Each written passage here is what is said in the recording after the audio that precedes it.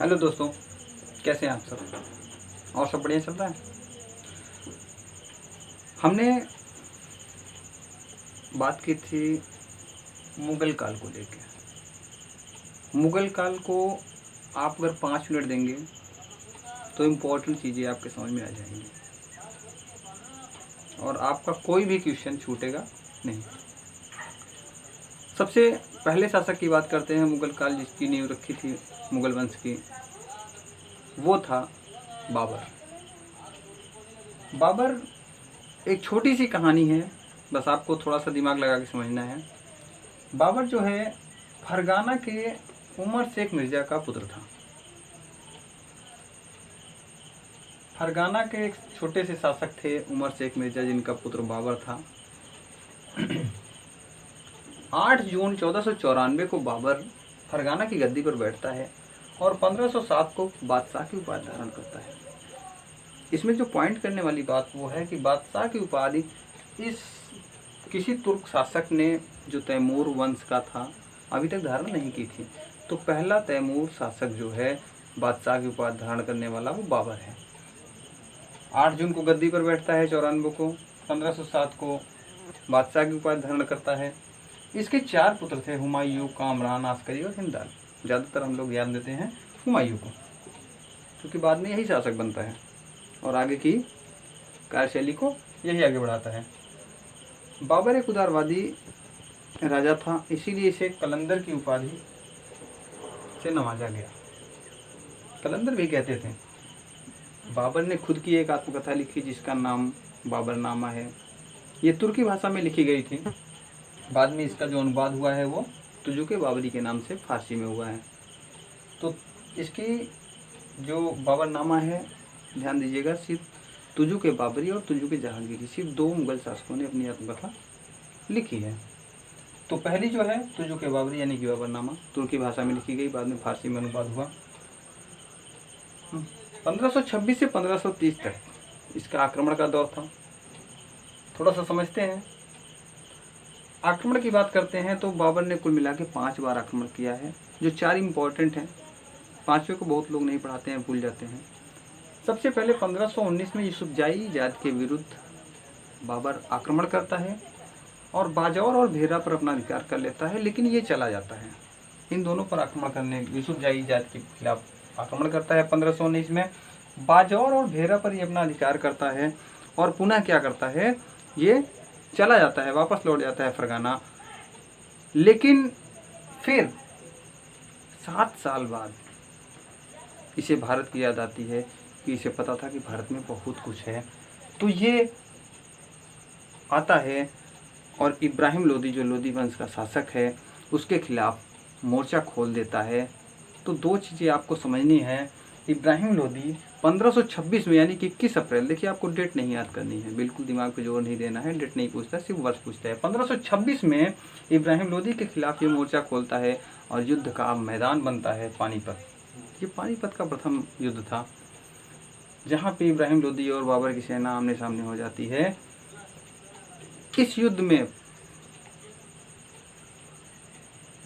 मध्यकालीन इतिहास में पहला ऐसा राजा जो शहीद हुआ युद्ध स्थल में, वो इब्राहिम लोदी था। इसके साथ इसका एक मित्र था, ग्वालियर का राजा विक्रमजीत सिंह।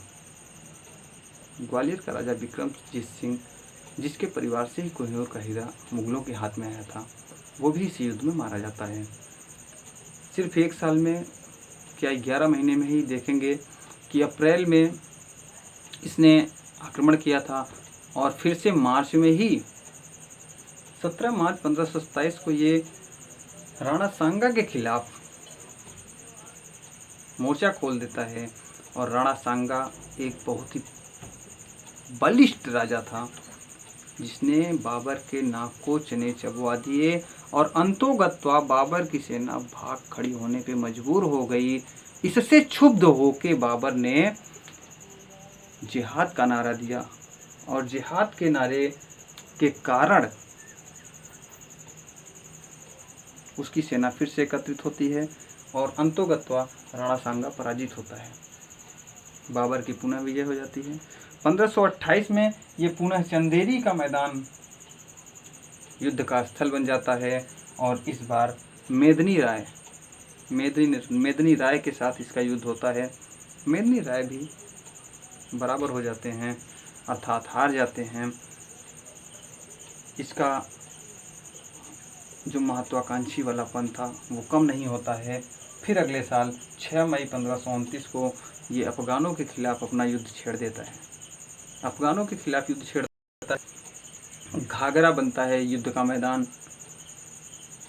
इससे पहले इसे डर था कि कहीं अफ़गान हमें पराजित ना कर दें, क्योंकि अफ़गान बहुत ही शक्तिशाली थे उस समय। तो अफ़गानों के डर के कारण आप देखिए, ध्यान दीजिएगा कि हुमायूं को एक अफ़गान शासक शेरशाह सूरी ने ही दर दर भटकने पे मजबूर कर दिया था। तो उस समय अफ़गानों की स्थिति ठीक ठाक थी, बशर्ते बाबर ने इस 6 मई 1529 से ठीक पहले बंगाल के नवाब नुसरत शाह से, जो नुसरत शाह बंगाल के नवाब थे, उनसे इन्होंने एक संधि कर ली। उन्होंने कहा कि आप अफ़गानों को शरण नहीं देंगे,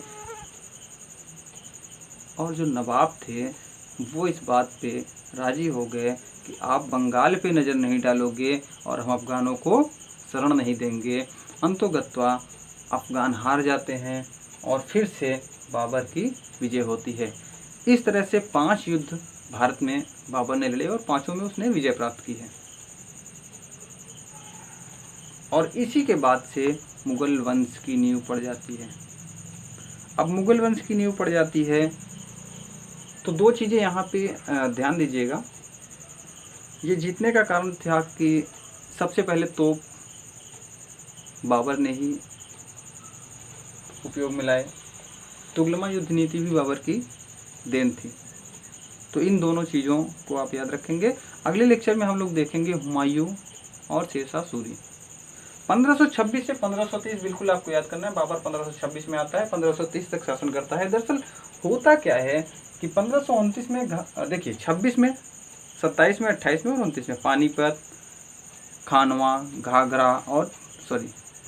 खानवा, चंदेरी और घाघरा। पानीपत 26 में, 27 में खानवा, 28 में चंदेरी और 29 में घाघरा। इसके बाद 30 में बाबर खुद ही बराबर हो जाता है, अर्थात ख़त्म हो जाता है, मृत्यु को प्राप्त हो जाता है। और इसी आराम बाग में, यानी कि जो आगरा में है, आराम बाग में इसका मकबरा बनाया जाता है। बाद में इसकी जो बीवी है वो इसके ताबूत को लेके काबुल जाती है और वहाँ पे दफनाती है, वहाँ पे मकबरा बनाया जाता है।